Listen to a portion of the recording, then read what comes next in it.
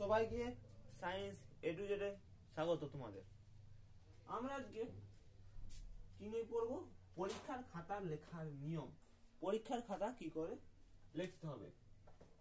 এই 40% সবাই পায় কিছু ভুলের জন্য, এবং কিছু ছেলে আছে যেগুলো ভুল করে না এবং তারা 90% পায় পরীক্ষার হলে। আমরা কি কি ভুল করি সেগুলো দেখো। প্রতিটা যারা পার্থক্য লেখে এমনি করে,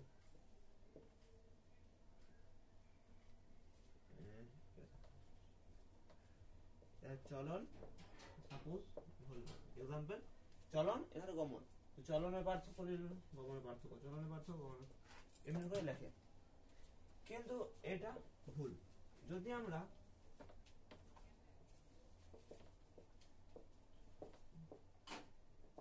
এখানে যদি আমি বিষয় দিই, প্রতিটা জিনিসের বিষয় দিই,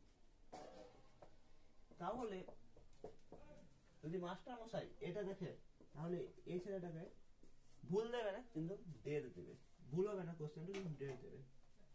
আর এখানে যদি 2 নম্বর কোশ্চেন থাকে এটাতে 2 দেবে, 1 নাম্বার। তাহলে পার্থক্য লেখার বিষয়টা খেয়াল রাখতে হবে প্রথম বিষয়। দ্বিতীয় বিষয়, পয়েন্ট করে লিখতে হবে। বংশগতি কাকে বলে কোশ্চেন করেছে।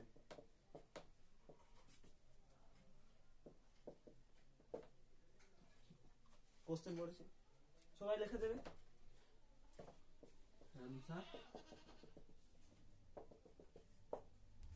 লেখা শেষ। তো এটাতে স্যার যদি দেখে রাইট তো দেবে, কিন্তু নাম্বার কিছু কমিয়ে দেবে। মানে এটা যদি 1 থাকে তাহলে হাফ। কেন দেবে না, কেন দেবে হাফ? কারণ এতটা পড়তে অতটা ঠিক লাগছে না খাতাটাতে। যদি তুমি এমনি করে লেখো কোশ্চেনটা, উত্তরটা বংশগতি লিখলে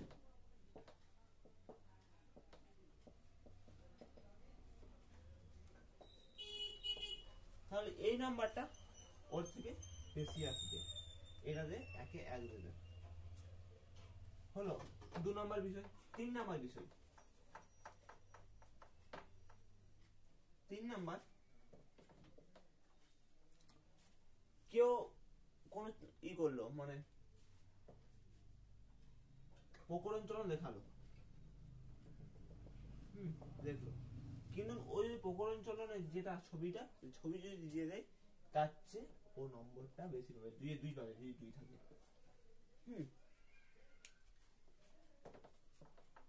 তাহলে আমাদেরকে কি ছবি দেওয়া শিখতে হবে। এই ছবি দিলে, কারণ তোমার খাতাতে ছবি থাকবে এবং কারোর খাতাতে থাকবে না পরীক্ষার সময়, তাই তোমার নাম্বারটা ওদের থেকে বেশি উঠবে। 3 নাম্বার, 3 নাম্বার বললাম, 4 নাম্বার,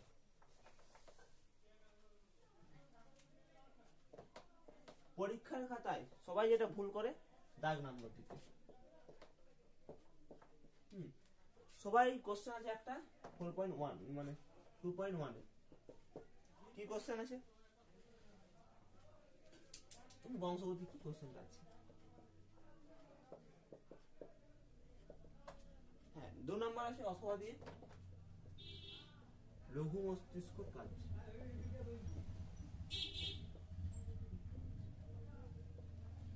এখানে আছে বংশগতি কি, আর এখানে আছে লঘু মস্তিষ্ক কাজ। সবাই কি করবে, যেটা করবে, এবারে সবাই লিখছে লঘু মস্তিষ্ক কাজ। ও কি করলো, 2.1 দিয়ে লঘু মস্তিষ্ক কাজটা লিখে দিল। কিন্তু এটাতে স্যার 1 নাম্বার দেবে না পরীক্ষার সময়। যদি ছেলে 5 নাম করতে পারে তাহলে দেবে, আর এমনি 80-র উপরে উঠলে এই নাম্বারটা কাটা যাবে। কারণ যদি তুমি 2.1 দাও তাহলে অথবাটা দিতে হবে। হলো 3 নাম্বার। 4 নাম্বার হলো 5 নাম্বার।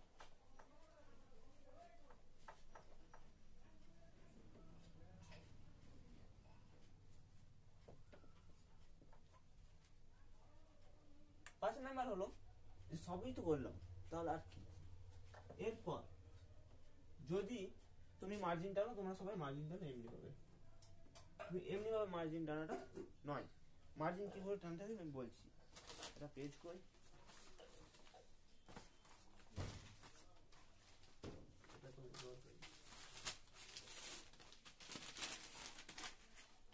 পেজ পেলাম না। মার্জিনটা টানবাটা মানে এইখান থেকে পুরো স্কেলটা বসাবে, এখানে হাফ স্কেল বসিয়ে এখান থেকে পুরো স্কেলটা বসিয়ে এরকম একটা ছক তৈরি করবে। এই ছকের ভিতরে তুমি যা লিখবে,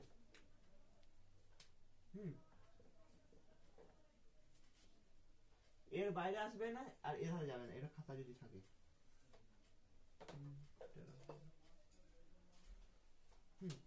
যদি খাতা থাকে এর বাইরে আসবে না। আর এখান থেকে একটা স্কেলে ফাঁক নেবে, তাহলে এখানেতে লিখবে শুধু মায়ের সাথে। 6 নাম্বার, প্রতিটি পরীক্ষায় যখনই তুমি লিখবে তখনই দুটোই কালি ইউজ করবে, নীল এবং কালো। পয়েন্ট দেবে কালো কালিতে এবং লিখবে নীল কালিতে।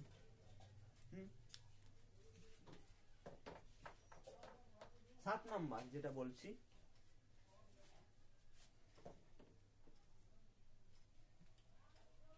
ছোটা হয়ে গেল। প্রতিটা কোশ্চেনের শেষে দাগ চিহ্ন অবশ্যই দেবে।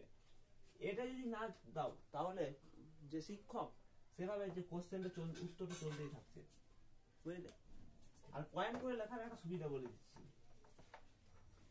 কারণ কোন স্কুলে ছেলে থাকে 350 জন, সাপোজ স্যার কি করে 350 জনের খাতা চেক করে। 350 জনের খাতার মধ্যে তোমার খাতার যখন পয়েন্ট করে থাকবে বংশগতি, এটা বংশগতি লিখে, বংশগতি, প্রকরণ, এমনি পয়েন্ট আছে, এমনি পয়েন্ট লেখা আছে, বংশগতি, প্রকরণ, অভিব্যক্তি। হ্যাঁ, স্যার কি করবে, অতটা পড়বে না, বংশগতি লিখেছে ঠিক আছে, প্রকরণ লিখেছে ঠিক আছে, অভিব্যক্তি লিখেছে ঠিক আছে, এরকম করে চলে যাবে। হয়ে গেল। এগুলো ছিল বিস্তারিত আলোচনা। যদি এই নিয়মগুলো ফলো করো তাহলে আপনার 40% থেকে 90% মার্কসও এগিয়ে যেতে পারে তোমার খাতা। ছোট নিয়ম বললাম পরীক্ষা। তাহলে এতটা পর্যন্ত আমাদের ভিডিও। সবাই মনোযোগ দিয়ে পরীক্ষা দাও এবং ভালো করে ফার্স্ট সাবজেক্ট পরীক্ষাটা দাও। আর আগামীকাল আমি লাইফ সায়েন্সের সাজেশন নিয়ে আসছি।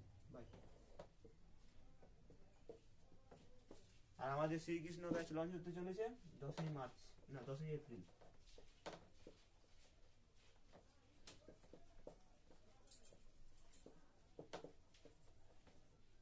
সাবস্ক্রাইবার করে দাও।